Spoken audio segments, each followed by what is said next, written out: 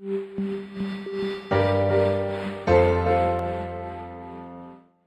going on, guys? We got workout number 2, right? So for this workout, we're gonna focus again. We're bringing it back. We're gonna work on a little bit of strength. Even though this block, we wanna focus more on conditioning, we don't wanna completely neglect our strength work, right? So we're gonna be doing exercises for about 30 seconds with plenty of rest in between so that you can kind of push yourself and go hard on these 30 seconds and not have to worry so much about, keeping up your conditioning, right? So again, this is a strength-based exercise. We're first gonna start with 1.5 split squats, right?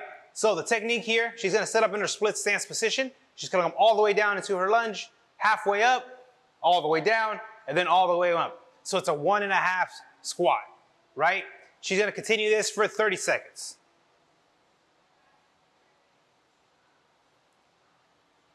Go ahead and relax. After you finish the 30 seconds, you rest maybe 5 to 10 seconds, shake it off, switch your legs, and we're doing 30 seconds on the other leg, right? We'll just set that up real quick. Go ahead. Same technique, all the way down, halfway up, all the way down, all the way up. And relax. Immediately following that, you're gonna come down to the ground. We're gonna set up a marching bridge. Right? So she's gonna bring one leg into the air, hips come up, down, and then she switches. Right? So it's a single leg bridge, an alternating single leg bridge. And again, we're gonna do this exercise for 30 seconds. Go ahead and relax.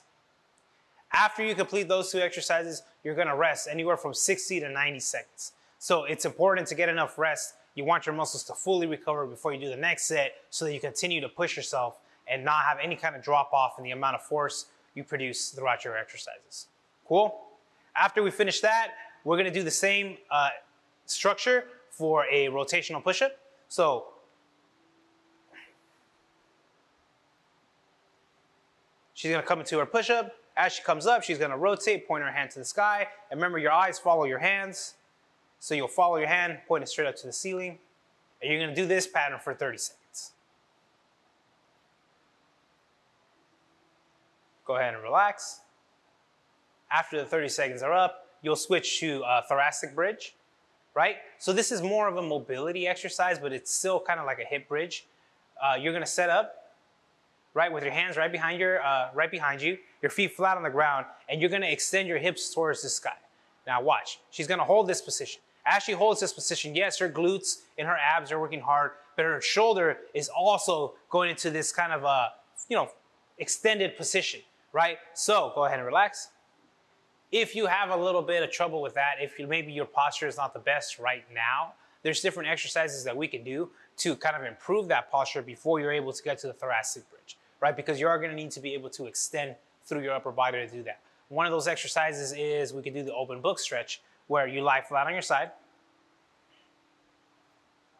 right? Your bottom leg is straight, your top leg is bent, it could be on the ground. Hands are on top of each other, and you're gonna take your top hand and you're gonna rotate to the other side, right? And then close those. So it's an open book and a close the book. Now we're working on extending the shoulder, right? But not as aggressively as you would in the thoracic bridge, and rotating through your upper back, which again will help to loosen up some of the tightness you might have there. So either one of those is good. You can do the thoracic bridge for 30 seconds, or you can do alternating open book stretch for 30 seconds, right? After you complete that, you will rest again about 60 seconds, and then start your push-ups for the second set. Cool? Make sure that we get 3 sets on all these exercises, all right? Good job, guys. All right. Part 2 of your workout for day 2 is gonna be a conditioning section, right? So this one is gonna be a little longer, a little bit more low intensity, right? We're gonna do 3 exercises. Each of them you're gonna do for 1 minute. You're gonna rest 30 seconds after that and then repeat for 3 rounds, right? So the first exercise is a multi-planar lunge. Andrea's gonna start in her bodyweight squat, out to a side lunge, out to a rotational lunge, and then repeat on the opposite side. And she's gonna continue to repeat this pattern for 1 minute straight, right? Immediately following that minute, she's gonna come down to the ground, set up in her bear crawl position. Second exercise is lateral crawls, right? So she's gonna start her crawls. Again, same cues still apply here, guys. You're nice and strong through your upper body. Your back should be flat. Your hips should be leveled with your shoulders, right? Keeping her knees hovering right above the ground. Sometimes this can be really challenging on your quads, especially after all the lunges. So a different variation you can do for this is to straight leg plank, or just like a tall plank, still following that same crawl pattern for 1 minute.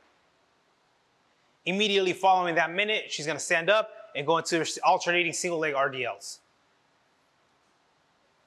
So this is a hamstring dominant exercise, but it's also really good for working the stability in your ankle, knee, and hip. She's gonna alternate, soft knee bend on the standing leg, really kind of keeping her posture tall as she comes forward, right? She doesn't round at all. So most of that hinge is coming from the hip.